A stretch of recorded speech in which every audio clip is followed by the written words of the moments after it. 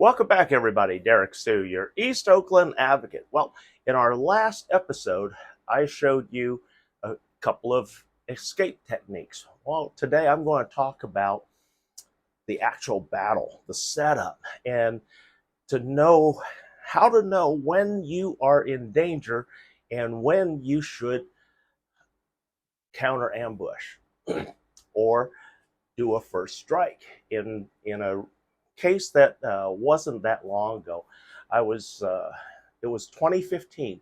I was by myself. I also didn't have my glasses.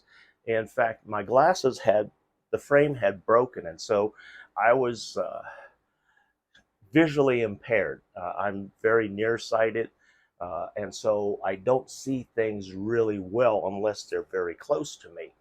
And so uh, I had to go to the store to get a couple of things. And so this is one of those times when I didn't take my Amstaff, my dog, with me, Pandora.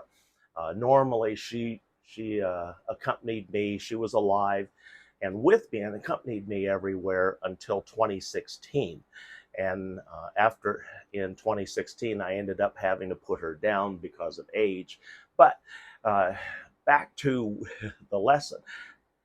I was going to the store. It was right here up on International Boulevard, walking distance from where I was sheltered at the time. And just before I got to the store, the grocery store, and walking in, I was intercepted by three teens, nearly my size.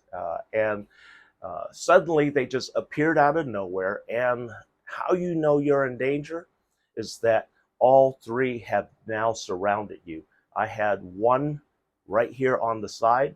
I had one to the front, and then one directly in back of me.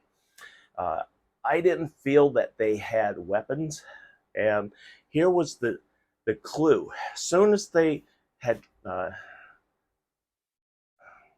surrounded me, one in front, one on the side, one on the back, and then right here was the actual building, the store, the grocery store that I was going into. And the one in front suddenly turned around and made this comment: break yourself, which means give me everything you got. That's the street term that was used back then. What I first did, I knew I was already in trouble because I already had all three boxed me in and put me pretty close to the wall. So the first thing I did, soon as that first person turned around and was in my face and said, break yourself, I just went bam, bam, to the one on my side. Hit him with the elbow directly in his ear. Hit his ear. And the reason why I aim for the ear and the cheek is, number one, to disorient him. Number two, in the hopes that I break an eardrum and seriously affect his equilibrium by hitting him in the ear, directly in the ear or right in the zone. And so I disabled him temporarily, and then at the same time, I came across with a haka swing like this. And with my thumb and this edge right here and the thumb, and the point that I was aiming for was right here, right at the trachea. And if you miss a trachea, you go high, the voice box is perfectly fine. And you want to strike that hard. I mean, just bam, bam, bam, just real hard. And what that does, it will actually break the voice box if you hit the voice box, and he'll spit out blood, or you disrupt his breathing. And the purpose of the thumb is to drive it harder and deeper. And that really disables them.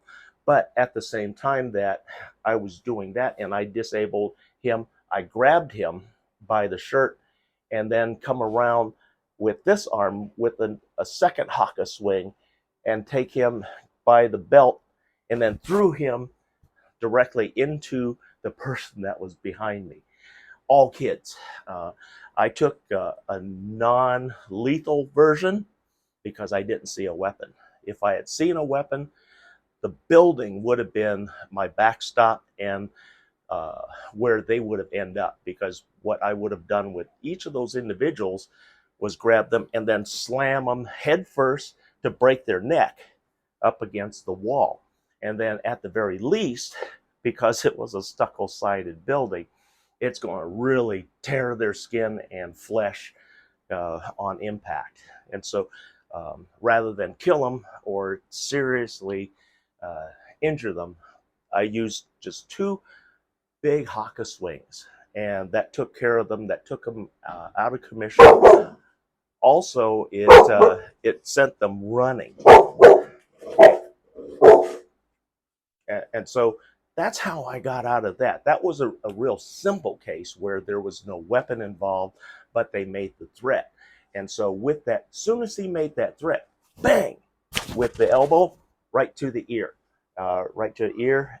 But then that person, while it momentarily disabled him, he was able to get back in, and he did hit me directly in the mouth with a fist before running off. But that was the only injury that I had sustained during that encounter.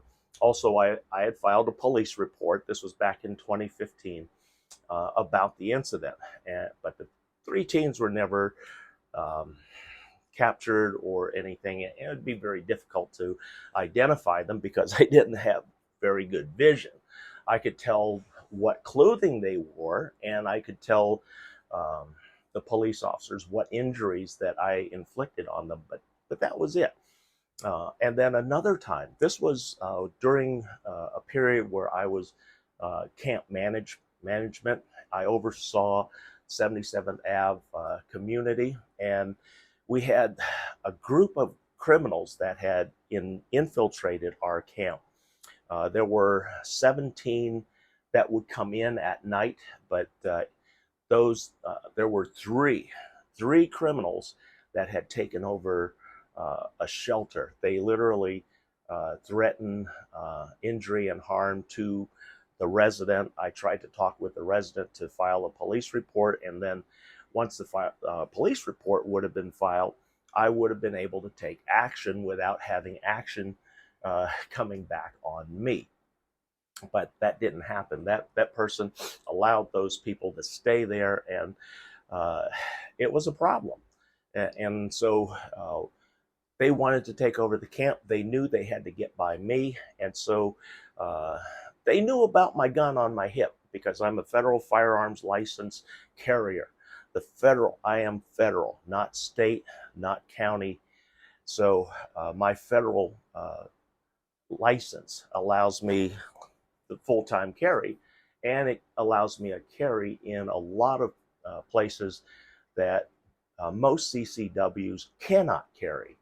And plus I have a national security clearance for my carry, and that's why I was handed back my weapon after my first shootout back in 2016. In 2016, I was being robbed by a local gang, 6 members. The police pulled the video recording, and they actually told me, how many people did you say robbed you? I said, at least 2. I said, I only saw 2, the one that had the gun on me and my friends, and another one that I saw taking what they were taking. And so right after all the shooting and everything ended, I didn't end up killing anybody at this time. I actually fired 2 shots at the perps. The first one went inside the vehicle, and I was shooting to miss. I was shooting to scare them, to let them know I had bullets. And it was then that I realized that the criminals did not have bullets, nor did they even have a magazine in their gun. But my Glock 17 is a second generation.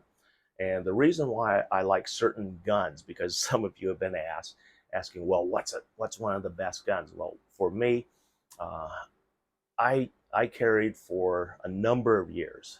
My first weapon was a Beretta M9, which is the military version of the 92FS. And so I carried that. That was my original carry. And then I moved to the Glock 17 Generation 2. The reason why I went with a Generation 2 and stayed with it is because it has a specific type of barrel, and that barrel is a polygonal. The polygonals do not have edges. In fact, they're just rounded, raised areas inside of the bullet, and so it leaves no striations on the actual fired bullet. And that's why I carried a Glock for so many years. And then currently I carry another brand, which is HK, another special operations design type of weapon. I carry the HK. I'm currently using USP 45. And the rounds that I use are the hottest rounds for a 45, 230 grains plus P plus, and bullet speed is 1,050. It's a specific brand, and this particular brand, this line is sold only to federal agents and FFLs. So I have access to those rounds, and that's what I use. They're one of the most deadly rounds, and these are considered FBI government-only rounds, and so that's what I fire. But getting back to the encampment encounter, there were five criminals that tried to get me while I was doing a garbage dump. There was an area where we go throw our garbage. I was walking with my bag of garbage, and then the five decided to come at me. And within a few seconds, the first three were dropped to the ground in 4 seconds. The last two decided, since the first three that were much bigger than them were dropped and they're laying on the ground, that they would not engage me. In fact, they ran away. And after I had dropped all three, how I dropped all three, number one, all three came at me simultaneously. And so what I did was duck down and then push up, and then at the same time I pushed up, pushed out, and then came back with Muay Thai strikes of the knee to the groin area, dropping all three in 4 seconds without question.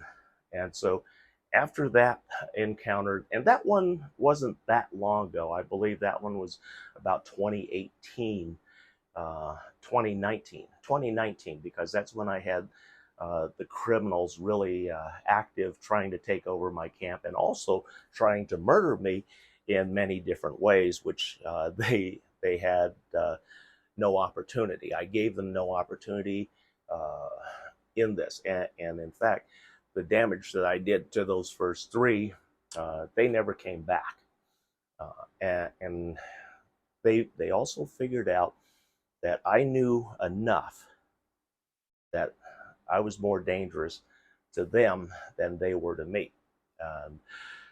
So they pretty much left me alone until the one incident back in June where I ended up having to draw my weapon. I was going to shoot and kill a dog that this gang was using as a weapon. This dog ended up being put down by the city of Oakland finally after 2 years, or after a little over a year after that incident. And it was that dog had bitten over 30 people in that came in to the camp, city workers, advocates, and also community assistants, the 501Cs. So a lot of people got bit, and they kept hiding the dog, and finally we were able to get the dog, because I knew where it was, and I worked with animal control to get that dog off the street and put down properly. The dog bit me. I had a lot of swelling on my right ankle. It literally came out of nowhere on one of my visits, and then several of the advocates and people that I know that serviced and brought stuff to 77th Ave Rangers, they were bitten and they made reports too. And we were finally able to remove that dog, and then we got rid of the criminals. That was the biggest portion. Because once they lost their dog, they lost all their power because they knew they couldn't overpower me at all. But there are situations where you're going to find people out there on the internet say, no, martial arts is bullshit, it doesn't work, and that you cannot get into entanglements with a lot of people, with a lot of perps. And for the most part, that's true because American martial arts is not good. They don't train you for a real fight. They give you the basics, they give you the movements, but in an actual encounter, most mixed martial arts people will lose because they don't have the killer instinct. And I'm talking about the kind of killer instinct where you read and you understand that you are in serious danger and you are literally in the fight of your life for your life. Because not only are they going to rob you, but it's highly likely they're going to seriously injure you or kill you. And so I'm always prepared. I don't keep earbuds in my ear. I stay off my phone mostly whenever I'm walking the streets. Don't look like food when you're out walking the streets. Don't look like food. And then that way you're less likely to be attacked by criminals on the street. Thanks for joining me today. Hope that helps you a little more. If you have some questions or some ideas or want to know how to prepare for certain types of violence, leave a message in the comments down below. Thanks for joining me. We'll be right back.